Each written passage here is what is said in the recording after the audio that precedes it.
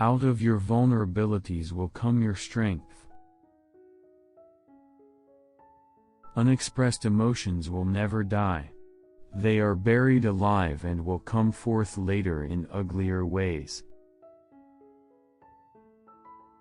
We are never so defenseless against suffering as when we love.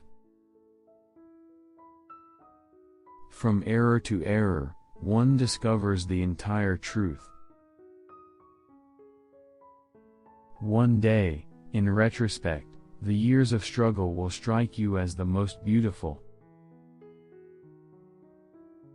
A man should not strive to eliminate his complexes, but to get into accord with them.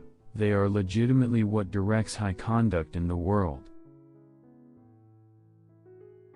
Just as no one can be forced into belief, so no one can be forced into unbelief.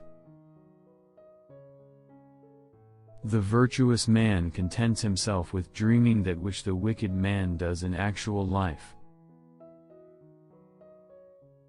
The voice of the intellect is a soft one, but it does not rest until it has gained a hearing. Ultimately, after endless rebuffs, it succeeds.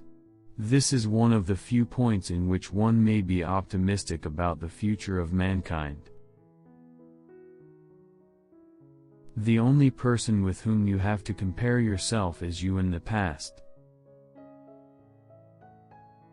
The mind is like an iceberg, it floats with 1/7 of its bulk above water. The interpretation of dreams is the royal road to a knowledge of the unconscious activities of the mind. Thought is action in rehearsal.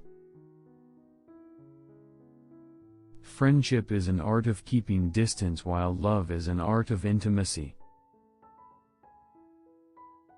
In the small matters trust the mind, in the large ones the heart. A layman will no doubt find it hard to understand how pathological disorders of the body and mind can be eliminated by mere words. He will feel that he is being asked to believe in magic.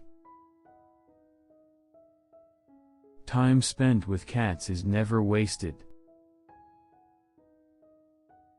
People do not really want freedom, because freedom involves responsibility, and most people are frightened of responsibility. The first human who hurled an insult instead of a stone was the founder of civilization. The more perfect a person is on the outside, the more demons they have on the inside.